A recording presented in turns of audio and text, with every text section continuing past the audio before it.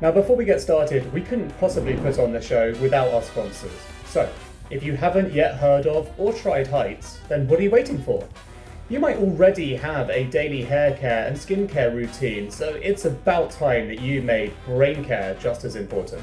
It's what most of our secret leaders now add to their daily lives, trusting Heights to look after their most important organ for long-term health and nearer-term mental performance, using a mix of plant-based omega-3s and key nutrients that science says our brains need to thrive, delivered through your letterbox every month. Listeners of this show can get £10 off a quarterly subscription with the code LEADERSHEIGHTS at yourheights.com. And I want to take a moment to let you know about the immense e-commerce marketing platform called Klaviyo. It's what I've been using at my own startup since we got going to get a full 360-degree view of my customer, and I've not looked back since. Plus, the fact that 50,000 other e-commerce businesses use it to find out what their customers are doing so they can analyze and act on it to convert means that they're the perfect solution. Whether your scale is from your first million to your first billion, Klaviyo will set you up for success on that journey. So just visit klaviyo.com/secret leaders. That's klaviyo.com/secret leaders today to find out more. And if you're fed up of scrolling through jobs on LinkedIn, I think you're going to love Otter. They've handpicked the most exciting jobs at tech companies in London. Now, many of these fantastic companies are being featured on Secret Leaders already, and they've got job openings on Otter too. For example, Slack, Bulb, GoCardless, and Deliveroo. So, Otter is building a place for smart, ambitious people to find their new career challenge. Just find out more at otter.com, that's OTTA.com, and find your new job there.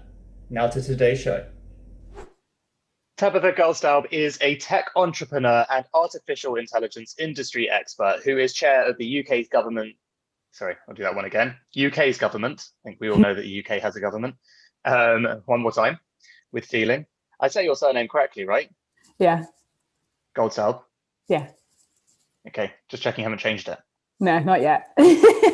So woke. Right.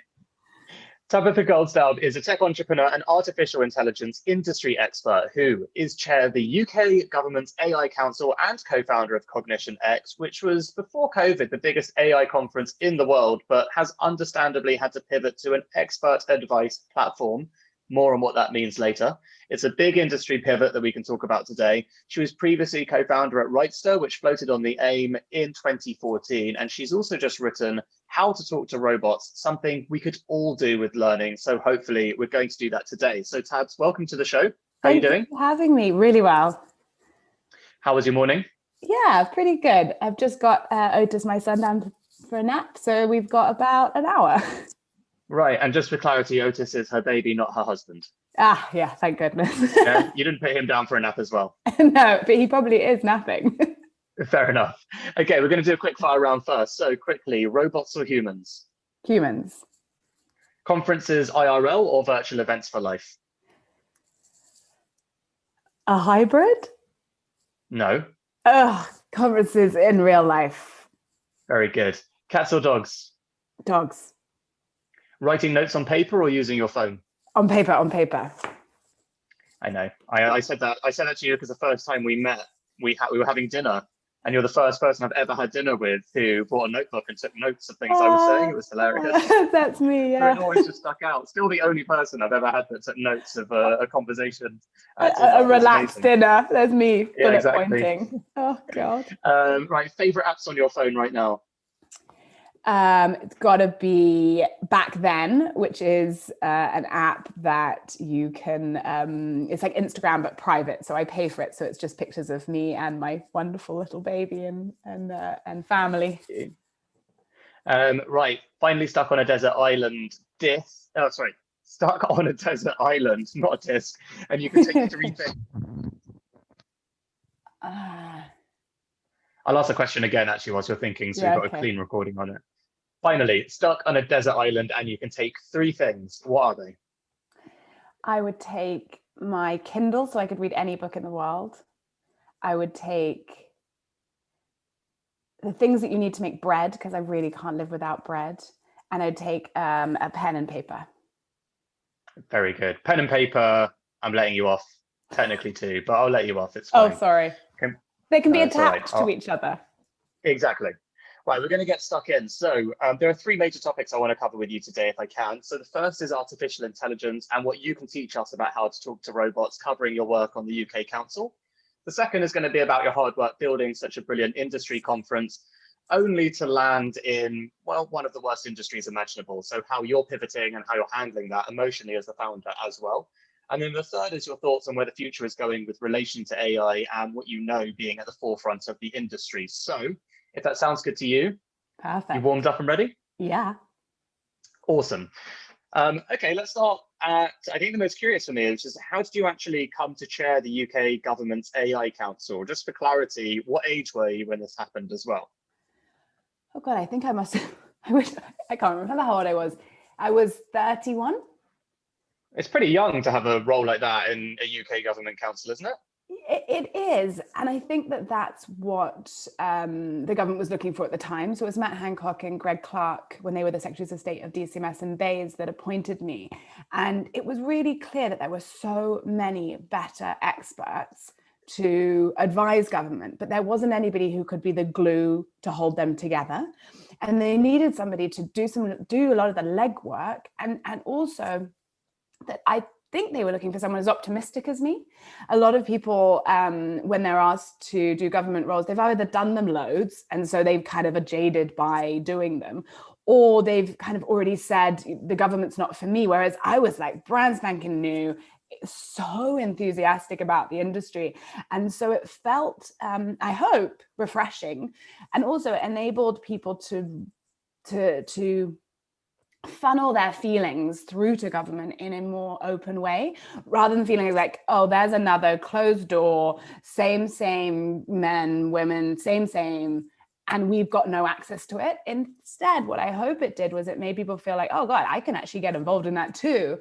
And this became more collegiate. At least that's my hope anyway. So what is the UK government's AI Council? What happens there? I mean, like, I've seen enough spy films to just think that it's just like a bunch of random creepy dudes and you maybe drinking blood, but possibly oil if it's from robots, and just throwing weird, evil orgies, maybe. Oh my God, could you imagine? Is it like that? I think there must be another council like that, but it's not mine. We are a group of 23 who are made up of some of the great and the good, and some new guard, but all experts in artificial intelligence from across different walks of life. So you've got entrepreneurs, you've got academics, you've got people from Scotland, you've got people from Northern Ireland, you've got a real mix of, we're also the first council that was 50-50 male and female, 20% non-white. So we've really kind of tried to make sure that it represents the UK ecosystem as best as possible. And what we do is we are there to sort of do three things. So one is to double down on the existing priorities that the government laid out in the sector deal 2 years ago that was created by Dame Wendy Hall's AI review. The second thing is then to horizon scan and see, what's coming around the corner. And we've actually just written a roadmap for government at the moment, imploring them to come up with a national AI strategy. And we are quite excited to see how that lands. So potentially when the podcast comes out, we'll have some news on that. And then the third thing is holding their feet to the fire. So I do really try and make sure that we are privately, not publicly, advising where things might be not going in the right direction. That's definitely the hardest part for me anyway. Interesting. So what is on the horizon? What kind of stuff have you covered in the report? Are you able to share some of the insights of the opportunities ahead? Yeah, so we've split the opportunities into 4 areas. So one around data and infrastructure, another one around fundamental research, another on narratives and education, and how do we bring people along on this journey, and then lastly the sort of the adoption challenge that we have of making sure that these are new technologies get from the fundamental research into everyday life and can bolster the economy and support society. And there are some interesting bits of sort of suggestions in the roadmap. We try not to be explicit. This is definitely not a strategy. We think the government needs a strategy, and this is sort of the roadmap or the guide to where to look effectively, sort of the how to play. And there are pieces in here around things like the National Digital Twin, which is quite an exciting project that's already underway with the National Centre for Built Britain. But the concept is, how could we add artificial intelligence and the ecosystems, tools and talent to actually focus on making sure that that is truly scalable, which would enable the UK to make some quite big, bold decisions about things like climate change, things like, clean air. And a lot of the challenges that we have is because we don't have enough data and information about our world.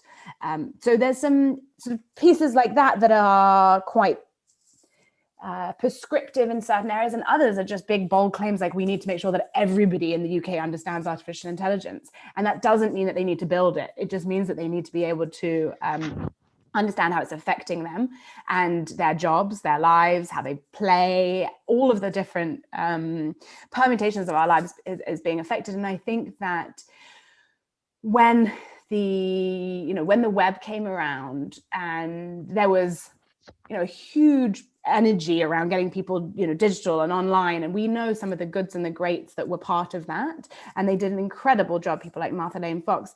And we need a similar campaign around artificial intelligence, or we're going to really leave people behind. And with the current looming economic crisis, I think that we'd be really remiss not to ensure that we're arming people with the tools that they need to understand this new technology that's going to change the whole way that people do work.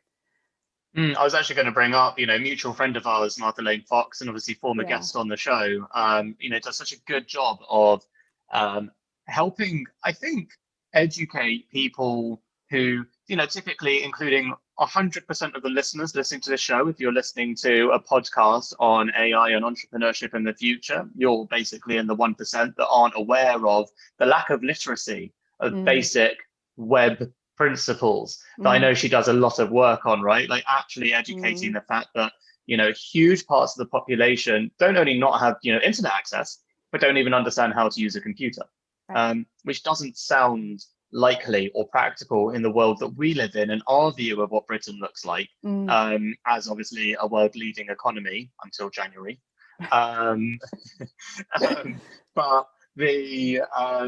the reality is, so much of the population has already been left behind. So the fear and question that comes in is, how much worse does that issue get exacerbated by artificial intelligence on top? And how do we make sure that we as a country are moving forward, not being left behind with the rest of the world? So moving forward with this technology without creating even more of a gap. And I mean, what a time to have that kind of conversation as well. So be really interesting to hear your thoughts on, I guess, opportunities and fears at this point of where this gap can actually grow. Well, it's that fear and opportunity that led me to writing How to Talk to Robots.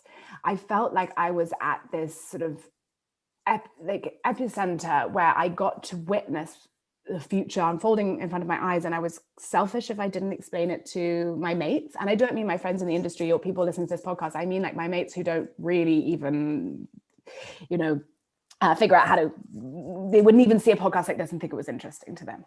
And so what I tried to do was write a book which would encourage them to feel like this was for them. Artificial intelligence was actually to help them. Not though, there are lots of books out there that scare, I think, men and women into thinking that AI is terrifying. And it is in many ways awful for society if we get this wrong. But what I tried to do is paint a more optimistic view. There is a whole chapter about risks, but there is a big chapter about the rewards. And what I've aimed at is a fun, light-hearted, romp through history where I've just chosen all of the women that were involved in artificial intelligence. And then I've interviewed people like Martha Lane Fox, Kate Devlin, and Maxine McIntosh, some really fun women who are taking artificial intelligence by its hands and making sure it benefits them. Sharmadine Reed, Anne-Marie at STEMX. There's a kind of a spirit, and none of those women are deep artificial. Oh, sorry, Siri is talking to me saying sorry. I mean, is there anything more perfect than your artificial intelligence robot trying to speak to you in this conversation? Always saying I'm sorry. Yesterday it asked whether I had fallen over and whether I was okay, and I was just rolling around on the floor with Otis. I was like, I think I'm okay. I've definitely not fallen over. But that's the whole point. This has got to not feel scary. And even though obviously there's a lot that we need to get right in order for it not to be scary, it has to be something that people feel attached to. And one thing I've noticed is that artificial intelligence is actually making some basic technologies easier. So this podcast, for example, when you edit it, you might have needed. Yeah, we use an AI transcription service. Yeah, I thought you might do. So that we still and it's a perfect. Sorry to interrupt. It's a perfect analogy because we still have to correct things. It's not perfect, but it makes the job 10 times faster. Exactly. And also easier, simpler, more fun to do. So therefore you probably do more podcasts, you probably edit more, you probably make a better outcome. And I feel like that is that same leap that we went from like needing, very expensive engineers to make a website to something that I can do on my mobile phone in a day. And artificial intelligence is getting us closer and closer to enabling people and democratizing access to these tools. And I think it's even making like turning our TV on easier, making our houses warmer. My mom hates remote controls, but she just talks to the TV and now it works. So there's this kind of moment where we've got to be very careful because our reliance on this technology can also be our downfall. But the more people understand and use the technology, the more that their buying power is power. So then they can start to vote with their feet, vote with their wallet, and be a part of that conversation rather than sort of blindly continuing to use Facebook or whatever apps that actually don't, or jar with their morals, but they're just not quite sure that it jars with their morals. And there are incredible thinkers on this, like Sophia Noble of Algorithms of Oppression. And what I tried to do in the book was sort of lead people up. It kind of goes, this is important, this is really cool. And then a good maybe fifth of the book is a book list of where I think women should go next. Sophia Noble's books, whether it's fiction, non-fiction. What I have said is, I'm meant to be the entry door, not even the kind of the host at the nightclub, front of the nightclub. Hi, you're here. And then once people are excited, then they can go in and find the right thought leader, expert, academic, author for them and continue their journey. But I think that the opportunity is there if we can make this feel like it's for everybody. If we don't, and it just feels like nerds in their bedroom, we are in for a even worse widening of the digital divide, widening of the poverty gap. All of the things that we see today will just get worse. It's super interesting as well. Let's talk a moment about gender differences. And you've written this book, how to talk to robots, but a girl's guide. Yes. I'm fascinated in the perspective that you've got because obviously, it feels, important. The chair of the AI Council is female, that the council itself is 50-50. Like you say, also 20% not being, from white colored backgrounds as well is very important. Diversity is so crucial. And obviously, in 2020, so many conversations about gender divides, identity, etc., all coming to the fore. I guess question is, what gravitated you or what pulled you towards writing something specifically to women? And do you consider that at this point in time, the issue is just less women are engaged in the topic of AI? Like you already commented, it seems for nerds. When you say that, I kind of get the intention that you're suggesting it's for men. This is really fascinating conversation because, in some camps, obviously suggesting that AI is just for men and not for women, and then you addressing it, we'd both be told off for saying such language. But obviously the way that we're brought up has a lot to do with it, and someone needs to address the facts of what seems interesting or not. So I'd love to get your perspectives on why you've specifically written this for women. Well, there's a deeper reason, but mainly the jokey reason is because I think there are enough books out there for men. I don't know, manuals. I don't know. Everything was a manual, and I thought we need a girl's guide because I want to arm women who had never thought that this was something they needed to care about. And there are a lot of initiatives out there for getting girls to code and girls to get into engineering, girls to become data scientists. Definitely not enough funding for, but there are a lot of initiatives. This is really, for me, saying women who are never going to code, I can't code, women who are never going to be engineers or data scientists in AI, but women who are going to be or are in marketing, in sales, in finance, in, they are assistants in shops. The AI is coming for their jobs. The AI is going to be something that they will need to work with if they're going to be better at their jobs than somebody else. And my hypothesis, which I used to be really shy about saying, but my hypothesis is that the traits that women or people who identify as women have been sort of time and time since forever been encouraged to have: empathy, facilitation, subservience, this kind of deferential strategy that women have had to adopt.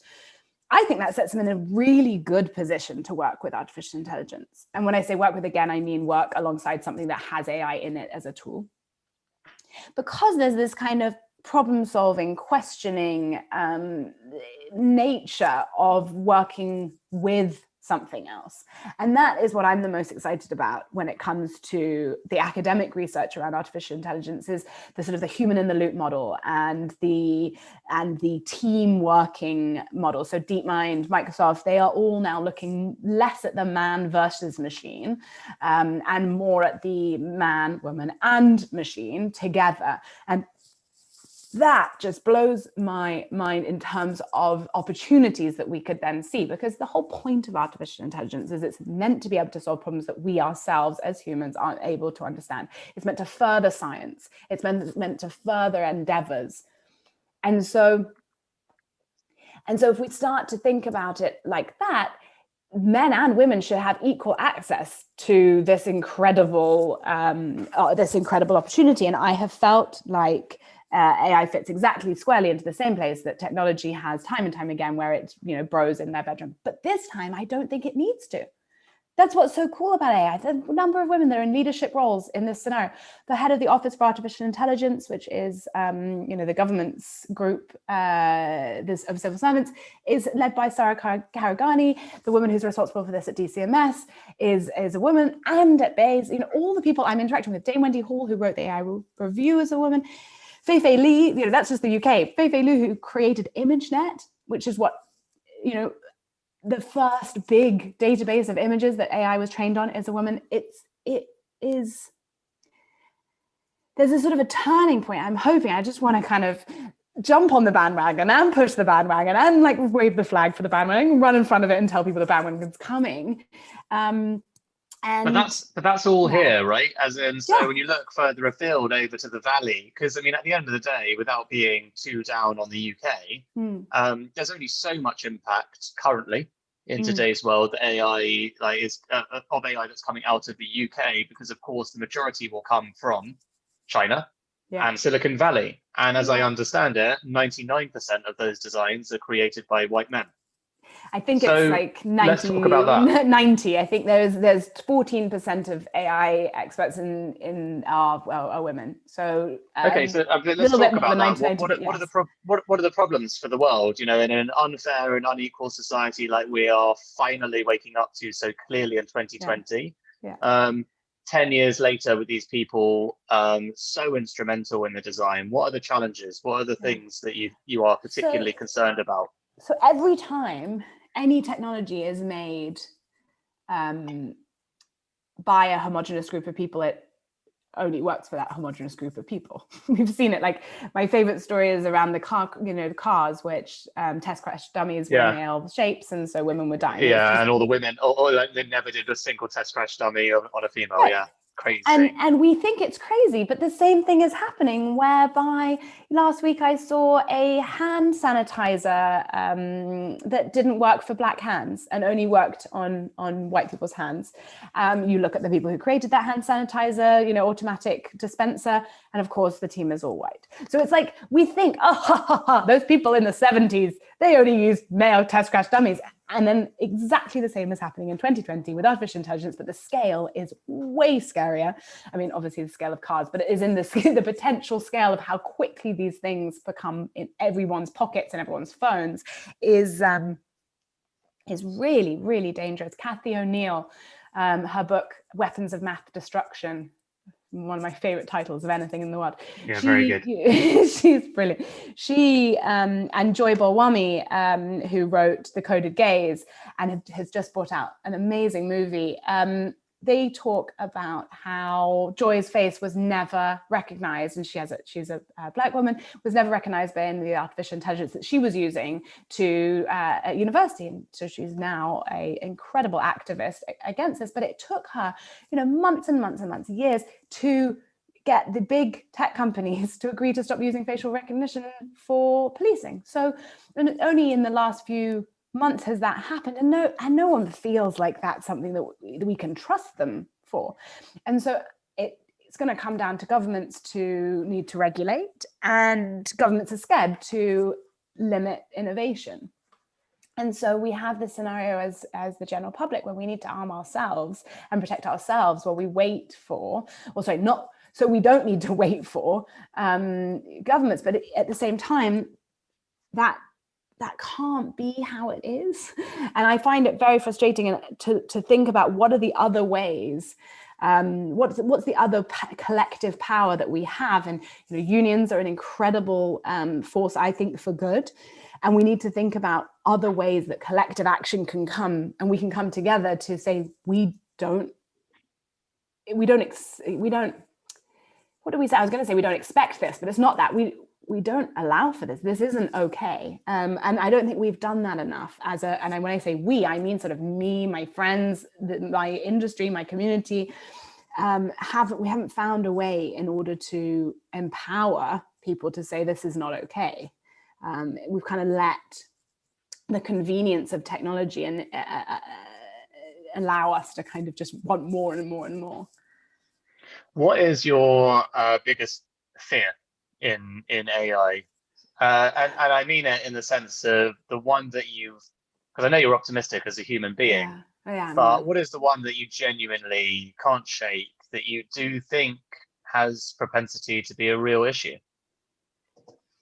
I have two. One is that we don't use artificial intelligence to help us fight climate change, that we sort of miss the opportunity, and we're still adrift and trying to fight climate change effectively with policy change rather than also with technology. And then the other fear I have is that those same bros that created the tech companies that have created things like fake news and enabled things like fake news to run riot, those same bros are in charge of the AI that we use day to day as a support for our jobs. So I have a beautiful vision whereby, and I would love this as a dyslexic, especially, I feel really strongly about leaning into using technology to help me get my day job done. SwiftKey, Grammarly. I'm constantly leaning on technology. Like when the keyboard doesn't work, I literally suddenly look like I'm back being 7-year-old stuck in the classroom. And I love leaning into technology and relying on it. But my biggest fear is that I can't do that because I can't trust the technologists. And SwiftKey and Grammarly at the moment, I think, are great companies. But what if that AI that we, almost like our buddy, becomes a buddy effectively that has been built by those bros that we can't trust? Yeah, and so that's my fear, I think. Yeah, it's ultimately just all one big trust issue, right? Because even to the point of, if I think about my mum, And I think about AI in her life, it's as simple as something like Alexa that's very helpful for her, that she does enjoy, that has simplified a very practical part of technology that makes a lot of things easier for her. But, at the end of the day, if I was being cynical, I have no real comfort that AI isn't actually monitoring her, wouldn't turn evil, wouldn't do all sorts of things. Of course I don't. Yeah. And no one that's ever read anything about Jeff Bezos would actually probably feel any more comfortable about that either. No. So this is the problem, I guess, with this stuff, like you say, is who's designing it and how much can we trust it? And obviously every disaster film about AI that's ever existed is all about exactly that, which is there is, at the end of the day, at the top of the chain, not such a benevolent force, and certainly one that doesn't necessarily, AI and empathy are not two compatible words, typically speaking. No, and they shouldn't be. We need the humans who are building AI to have the empathy, and we should never ever expect trust. Sorry, when I say we, I'm so bad at saying we and then forgetting to define who I mean. But the people who are building this technology cannot demand trust. One of the things I find really frustrating in our industry, in our tech industry, is people saying, we must get the general public to trust us. Like, really? Is that what you should be doing? Or should you be becoming more trustworthy? And it's Nora O'Neill, Rachel Botsman, two people that your listeners should read up, who, or Nora O'Neill sort of coined this concept of demanding trustworthiness from our leaders, from our technologists, rather than expecting trust from the people who buy the products. And that's what I think we should be focusing our time on. We again, as people who are influential in the industry, should be finding ways to ensure that the general public who are buying technology are educated, and so they can remain untrusting. That's an okay environment for them to be in, because that then means that when you get trustworthy tech, they'll buy that over the untrustworthy tech. So I don't think we should be making the general public who are buying things more trusting. I think we should probably be making them less trusting, so then they can make better decisions. Apple just rolled out this new sort of coding on the app, where you can see which applications that you might download, what they do with your data. So it sort of says, there's sort of 4 little boxes, and it says, how long does it keep your data for? What does they do with your data? And I really wanted them to kind of color code it to make it even easier to see, like, this app is red. Like, this is like the fatty foods that you don't buy in the supermarket, or you do, but at least you do so knowingly. All the way through to green, like, this is super healthy for you, and it's best practice. Exactly, best practice. The challenge is that it's such a mess out there. You cannot just put these apps on a nice clean grade, green, amber, and red. And my kind of Pollyanna-ness in me still believes that it's possible, but everybody you talk to in the industry is like, Tabitha, you don't understand the complexity of what you've just described. But why? Like, why could we not demand more from our tech companies that mean that they have to fit into these boxes? And I'm okay with like buying fatty foods sometimes. Like, we all need, I said, bread's my favorite thing in the entire world. We all need a big bag of crisps sometimes, but we need to know that we're doing that. And I think that's the problem with this technology. We're not quite sure. And as you said, where does the Alexa fit on that spectrum? Scale, yeah, I think that's really interesting. Obviously, speaking of famous overlords, Elon Musk's Neurolink. What are your perspectives on that? Do you want to tell us quickly what it is, and any perspectives you have on it? There's like is that a question you get asked a lot? Yeah. I do get asked that a lot, and I think I'm like in two minds on. I'm in 100 minds on this, because I really love the Tesla, and I love the concept of the Tesla, and I love the fact that we're lucky enough to be able to drive a car that isn't polluting in the same way. Obviously, there's concerns over how they built it, but on a mile per mile basis. And in order to have got the Tesla to the success and the purchase power that it did, we needed an irreverent leader that reminded us of Tony Stark. we all did Tony Stark remind us of Elon Musk. Either way, we needed something that felt sexy and cool and fun. And so that I think is great. But I think that what's really fun, just on that note, sorry, terrible behavior to interrupt No, when go. you're in flow. But I just, during lockdown, got Disney Plus and started watching every single Marvel film from the start to the finish. And Iron Man 2, Elon Musk's in it. So he's obviously paid for a little slot. Did he? Says, hello, Tony. I was like, well, how are you? Elon got this. And it just moves on. It's hilarious. Like, I didn't know. So nerdy. It's brilliant to see that years ago. Anyway. But again, this is the kind of thing that gets you kind of your heart. Well, if you're, a bit of a kind of, a geek, it kind of gets your heart racing. You're like, this is cool.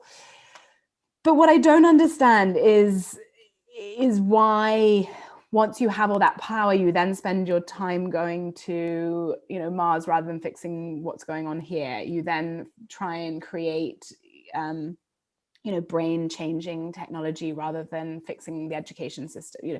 And my favorite writer on this is Anand Gridiyas, who wrote Winners Takes All, which is all about saying, why can't you just very do angry less? Man. Very angry, but I'm just as angry. I just don't look it.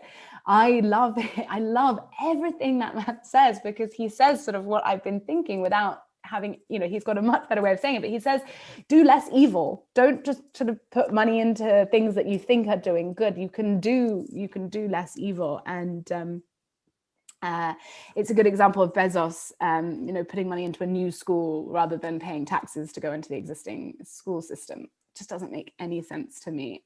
Sorry, it makes sense because this is the world we live in. It shouldn't be the world that we live in. Yeah, anyway. I don't even think so on Neurolink specifically, Neuralink. we meandered quite a lot, but on Neuralink specifically, what do you think about it? Good idea, bad idea, terrifying, curious? I'm curious. I think that there are parts of the concept of having something that supports you to do your job or your day is great, but I'm more of a kind of Google Glass where you can take this off and it's very visible that you're using something. I know Google Glass didn't work, but I've always thought it was pretty cool. And something that is outside of your body rather than anything that's inside of your body. Yeah, okay, that makes lots of sense. Moving the conversation on, I'm really curious, for what listeners that won't necessarily know, but you're the co-founder of CognitionX or CogX. Amazing conferences that I've had the pleasure of participating in for a number of years, and most recently the one in King's Cross was ridiculous. You took over the whole of King's Cross for an AI festival, as you renamed it. Yeah. I believe you had about 15,000 people turn up. It was, crazy. Really brilliant ambition. You really were the best phenomenal. host for our biggest stage. Very, very kind. And I obviously, therefore, got front seat to see all the best content as well, which was amazing, right? And the people that flew in around the world to contribute to that event was phenomenal. And yet, here we are in a pandemic, and the hard work that you've been building for years to make London not just a center of AI for the world, by bringing people together. And certainly that was the point of this event, right? Can we get all the luminaries and all the experts in the world in one place to discuss really big topics together and put on a series of events and talks and conversations to drive participation in real life across all these different industries, countries, areas, etc. And then obviously, you've got not just the complexities of Brexit and how that changes the view of whether London is or isn't the right place to do business like that in the world, but then a pandemic where no one can even fly. You've had to cancel your event. The very thing that was at the heartbeat of what you do and why you exist has been ripped from you after years and years of hard work. So how's that been for you? How has this year been in that context? You give me goosebumps just thinking about it.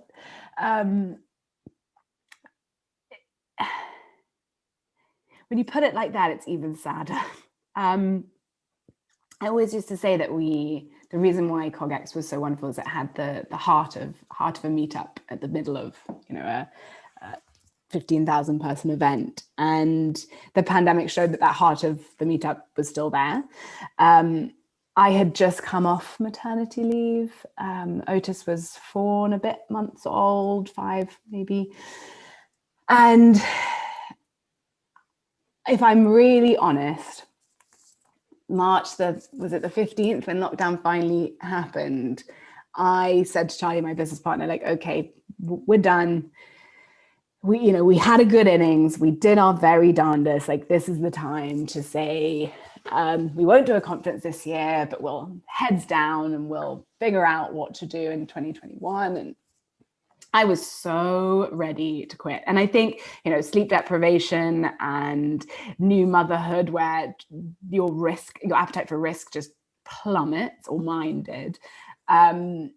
And it was a combination with then just the fear that the world was imploding. I mean, we had conversations that I'm in shock even now looking back, around food shortages and people dying. Friends and family always knew somebody who had died. And I cannot believe to think. Anyway, so this was me. I was sort of in not a good place. And then Charlie, my business partner, who's the ultimate visionary, he was in a totally different headspace. He was like, well, we've never really been a conference producer anyway. We've always been a tech company. We have always been about connecting expertise. This didn't touch the sides for him. It was amazing. Obviously he was concerned about people's health and welfare, but he pivoted in his mind before we'd even pivoted the business. He was so ready to go virtual. And we had, I remember, tears, and there was a lot of energy spent on trying to figure out what was the best thing to do. And ultimately he convinced me, and I convinced my team through gritted teeth, to be honest, that we were going to go ahead. And in order to be a good leader, you obviously need to show a good face. And so I put on my smiliest, happiest, we can do this guys face, and we did it. My God. And it probably wasn't for a month that I feel happy. I felt like I was just really struggling with the concept of trying to do something good. And then, and this sounds really grand and a little bit arrogant, but the thing that changed my mind was I thought to myself, well, how else are people going to do business if they don't come to CogX? And that sounds so ridiculous because there's many other ways, but there was this feeling of, well, the reason why we loved CogX was because we loved the stories afterwards where people say, oh, I got my funding, I got my best deal, and we were like, well, we've got to do that online then. And that's really what drove me through. And the team were amazing. I managed the content team specifically, and they were signing people like John Kerry and Anne Applebaum, and it was just like we were having the time of our lives all of a sudden. And we'd forgotten that a physical event was even a possibility. I think everyone's mind shift, we stopped saying, oh, wouldn't it be great if? And that was a really liberating feeling. We were just like head first. And even now, when we're looking at next year, we're planning for a fully virtual conference with physical elements. And we have really benefited from the feeling of sort of more challenges around things like serendipity, but more opportunity around the different people that we can get together on a call. We don't have to worry about our climate impact in the same way of flying people to the same place. I'm really excited about next year. And the idea of sort of bringing small groups together, of course, or hopefully if we can, of course, rules and health depending, but bringing small people together, but still making this festival as accessible as possible. We had 45,000 people watching online. And that is a huge, that's, 3-4 times more than we'd ever had before. And so we've hopefully affected for the better more people's lives. And the video on demand afterwards obviously gets views in the same way that everything does online, but the networking around the content's amazing. And so I have to say, Charlie really definitely pulled it out of the bag there. And I learned a lot about myself, when your back's against the wall, you really have to kind of fight. And I personally needed to fight for somebody else. So I wasn't good at fighting for our business. I was much better at the thought that I was fighting for someone else's business and for the UK economy. I mean, I had grand delusions of what I was fighting for, but that's how I got out of bed every day, rather than thinking it was for our business, which is strange, but it worked. But I guess for people that don't really have the context, don't necessarily know, running a physical events business like you were, that was the core, certain costs. I'd be really interested to find out, obviously, as much as you're willing to share, at the point of realizing this wasn't going to happen. Things like, how much runway did you have? How much money in your bank? How many people did you employ? What was the fear around how many people you'd have to let go? And how has that changed? How have those realities changed since realizing you can exist as an online business? Yeah. And that question reminds me again how amazing Charlie, my co-founder, is. He's the CEO. Like, he really looks after that, and takes a lot of that pain on himself. He, we have incredible investors, really brilliant board. We were never only an events business, which meant that we had the software business to bolster and support our revenue anyway. But also we have sponsors that were in a similar kind of shock to us. There was a month where it was like, do we go ahead? Well, we're obviously not going ahead. And then how do we do physical? Do we not do physical? And our lead sponsor, Microsoft, was commendable. I mean, they were so supportive of me and Charlie personally, as well as the business, as well as the festival, as well as our ecosystem. And that really made a huge difference. But there were sleepless nights. I mean, I won't go into the finances. It's really not my area of expertise. But there were sleepless nights for everybody, I think. And how many people did you employ? Well, the core team is about 35, 40. Flexes, and then when you're running a festival, 200, 300, 400 people. I mean, it's also a physical festival is incredibly expensive in terms of people on the floor, on the ground, and staging. And this was a year when we were able to actually not have those costs, which allowed us to be quite creative. It was kind of a good feeling towards the end. I miss building stages, but I don't miss walking 30 kilometers a day between them, trying to fix things that were broken. And, the year before we had torrential rain. So also there was a part of me that was sort of safe inside. I mean, that's ridiculous. But, running an event is physically like the most draining thing you can do. Oh, obviously, sorry, it sounds ridiculous. I probably doctors and nurses and people with proper physical jobs on the call. But there might be a doctors and nurses conference you're not familiar with. Oh God, yeah. Oh dear, I just surgery put conference. My foot in it. But for me, it was exhausting. I mean, I sound very privileged to say this was exhausting, but I do think that there's something magic about what's going to come in the future, which is a mixture of both. And Charlie and I, we looked at what we'd created for CogX and realized that we should be giving that to, we shouldn't just be using that for our own events. So the big pivot we've done now is that we've opened up the platform to all content partners. So you, for example, could run your own conference, the Fun Conference, or your Heights conference on our platform with all of the tech that we have, all of the marketing, all of the things we've kind of solved for, like the networking piece, how do you actually get people from YouTube into the platform to actually interact? Like, we've solved a lot of flow issues, and so we're now handing the tools over to as many content partners as we can. So I'm excited to see we could have a platform that every day there was 5 or 6 live events running on the platform, because they're not restricted by our team creating the content. We hopefully will be 5-10% of the content that's on any week, maybe even 1% in the future. There's a real vision that Charlie has where we could be, sort of LinkedIn meets YouTube, right? So we could be having billions of people interacting on that platform in the future. And I think that hope and that excitement of a really big world, game-changing business that helps people in a more distributed world, when none of us are going back to the office, who traditionally had sort of boring office jobs, are going to go back to the office 5 days a week. We're all going to be distributed. It gives us more opportunity. As you said, like, we could move anywhere in the world.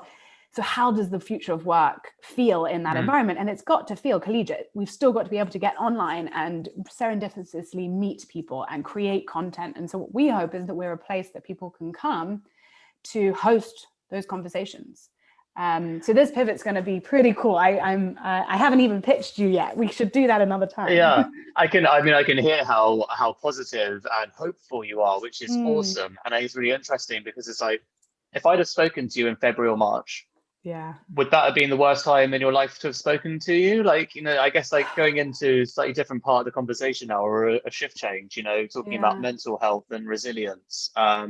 You've been a founder a few Yeah. times, a few different roles. Yeah. You know, two questions really. Like, how has your mental health fluctuated in just your journey of CogX and what you've had to deal with?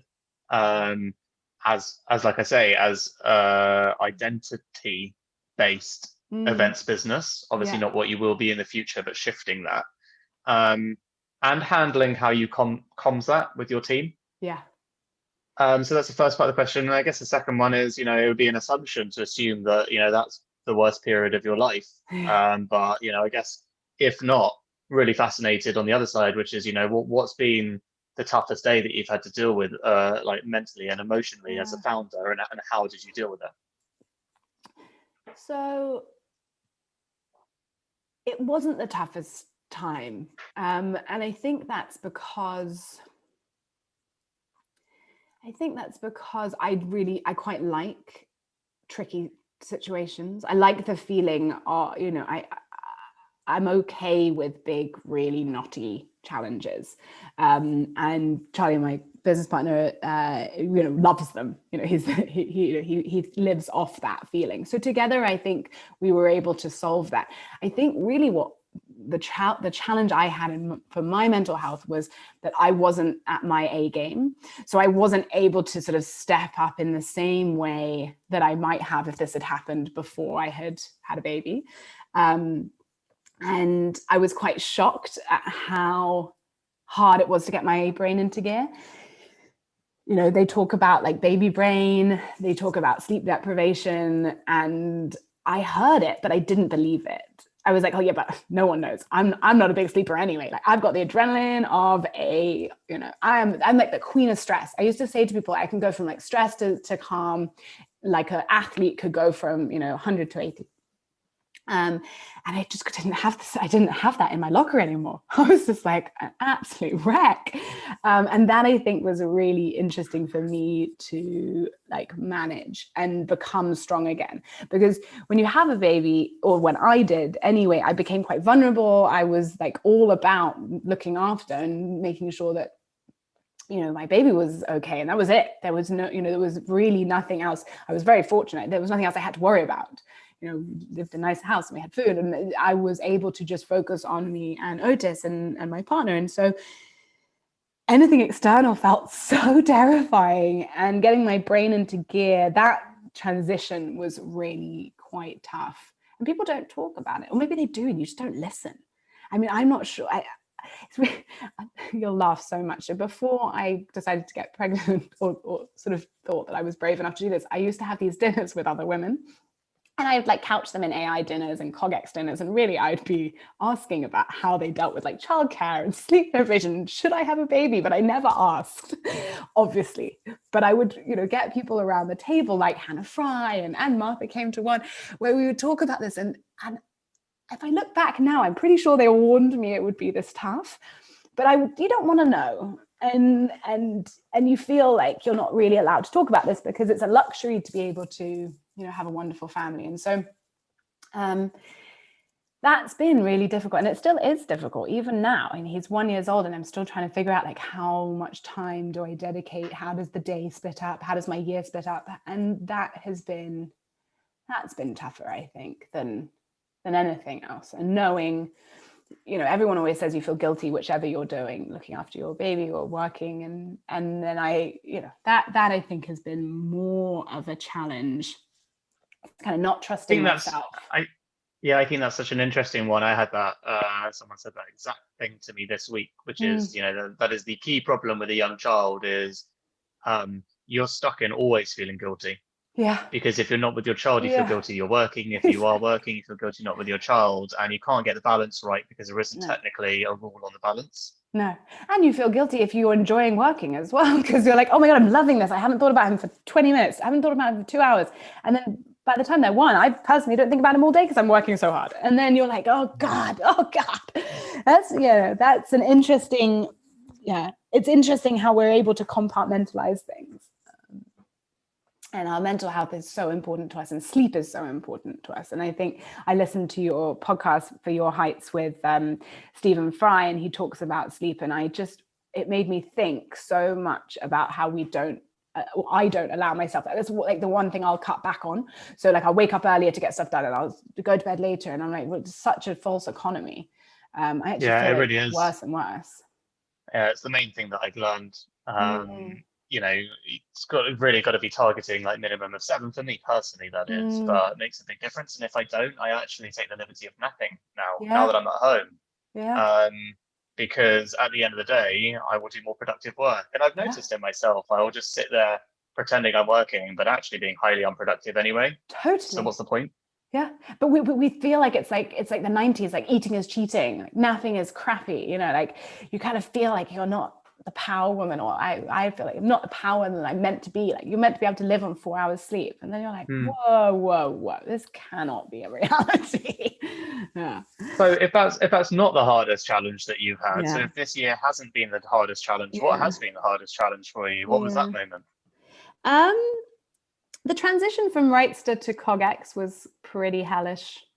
I haven't spoken about it for ages, but we, Charlie and I have had worked together for 12 years. I started a business called Rightster with him back in 2015. It's long story. It kind of spun out of another company that he had created called T5M, and the business had IPO'd. We had an amazing board that then the makeup completely changed because we then started acquiring other companies, and effectively it was just no longer a place for Charlie and I to work, and we left in different guises, but I left with no identity. I didn't know who I was at all because I was Tabitha from Rightster and I was young. We IPO'd when I was 25. I must have left when I was 28. And I had only been Tabitha from Rightster. I'd like lost my surname. I'd kind of lost everything about me. I didn't really know. I just was work. I hadn't had a long-term relationship. I had been in New York and London and Sydney and across Europe, and I just was my BlackBerry. I had two, and I had like trigger finger, like my fingers would like do this like weird shaky thing, and I'm so proud of it because clearly that meant I was like a hard worker. It was so gross looking back, but once I left, the bottom fell out for me career-wise. I just was like, and confidence-wise, and I was just like, whoa. And I had no kind of persona. It sounds like a strange word to say, but like I didn't know who I was as like a person. And Catherine Parsons who's also a mutual friend of ours. She was amazing. She was like, you kind of need a brand. And there's another woman who's a friend of yours and mine also called Priya Lakhani. She was like, you need brand Tabitha. I was like, gross, no way. I don't want to be that. That's like not me at all. But they're like, no, it will really help you feel like you're you. And then the business is the business. And you don't need to just be one and the same thing. And I thought that was kind of like almost disloyal to the business and the team. And I couldn't work it out, but they really, them and other women helped me come on this journey. Help me come on this journey. That's weird. It's a landline. But help me come on the journey that I'm now on now, where I very much feel like I love the business, I love the team, but I'm also my own person. But those days in the middle were pretty dark. And coming out of the back of them, I was able to fall in love and meet the person that's the father of my son. And like, because I knew that I was more than just work. And was. Sorry, the last bit actually just cut out. So can you just go for the that you were more than just work? Say that bit again. So feeling like, going from feeling like I was only work to feeling like I was more than work, that was the darkest time, I think. I was really lonely, and I went from being like lonely and alone to lonely with, and actually my friendships developed better. I met the love of my life, who's the father of my son. I was able to have meaningful relationships. And now with CognitionX, I have a healthy relationship with the business that I co-founded rather than an unhealthy one. How long would you say it took you to identify, that you put all your chips into one identity, one name, no longer was you, became you? And how long was that period of feeling like you're not sure who you are and what is out there for you? Because I've been through exactly the same thing with Gravel. I was Dan Yeah, Gravel, you Dan were from Gravel. Everyone had me as Dan Gravel on their on my phone. Lots of phone. people didn't I even know had my you like that. surname was Murray. Yeah, Yeah, because yeah, Gravel was a big brand and people knew yeah, about it, and so I was just Dan from Gravel, and I had exactly the same thing, like big period, 2 years maybe more yeah, of feeling like I didn't deserve anything else and couldn't be in another industry. yeah. So curious actually to hear how long you felt you sat with that kind of emotion. I think for me it was about a year. Um, about a year. It was intensely over a summer, really intense, like 6 months of feeling absolutely, I don't know, going outside was scary kind of time. But a year in general to come back to feeling like confident again. And, I'm not like the most confident person now. Like I'm really brave. Like I look so confident, but I think that a lot of the time I still have to check myself. And I actually have an amazing business coach who helps me do that. When I first went to see her, she was like, everything you say is about everybody else. I was like, really? She was like, yeah, you check yourself against the people rather than talking about you. And I was like, oh, okay, is that not a good thing? She was like, well, she's unable to tell me good or bad because that's also something I love is being told. So she won't tell me that. But, I've gone on that, and I'm still on that journey. But I think the intensity was about 6 months. Okay, that makes sense. Having to wrap up now just on a timing basis, but couple last questions.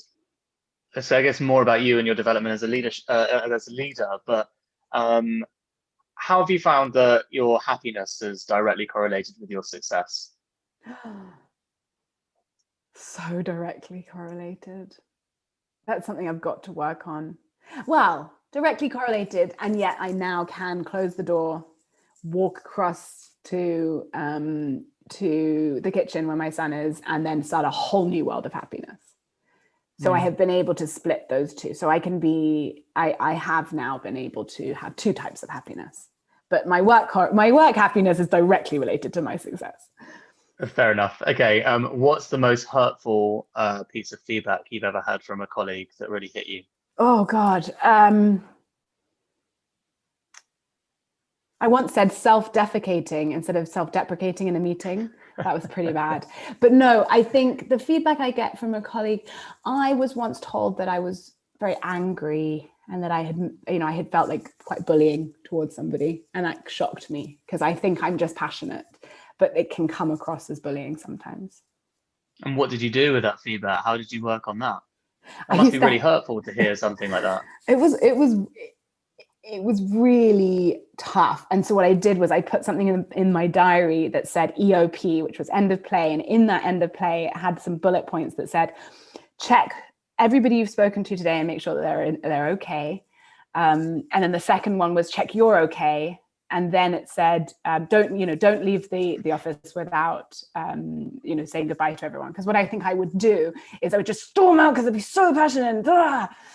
And so it was quite funny because this was quite a long time ago, and I would throw blackberries if I couldn't make the printer work. I kind of thought that was cool, and now I realize that's so not cool. But what's interesting about it is that it was people being able to see your diary, and then suddenly people could see my diary online, and the team found this EOP in the back of my diary. They're like, "No wonder you're nicer to us all," and I'd been rumbled. Okay. What is the best piece of advice you've ever been given? My grandmother said, read the question and the answers will take care of themselves. And she stole that from Einstein, but I still think it's her quote. And I think that what she means, or what Einstein was trying to get at, is spend most of your time, 90% of your 100 time on the question and making sure you fully understand what you're trying to achieve before diving in to the solution. And it's still the best piece of advice because I so often don't heed it. Yeah, it's tough, right? Like these gems of wisdom that you wish you lived your principles and life by. But, I just interviewed Jim Collins, the brilliant business author, and he God, says he's amazing. But he was talking about living a life of values, most people think that that's the soft stuff, but it's actually the hardest thing you can do in your life. To have those principles and stick to them is the greatest challenge we have as human beings. So as good as that advice is, I completely appreciate tough to keep to, which is why it's perfect to ask you as our last question. What's the best piece of advice you've got for other people listening, particularly people interested in the future of the world and the way that artificial intelligence will impact it? What's the best piece of advice that you might have for listeners there?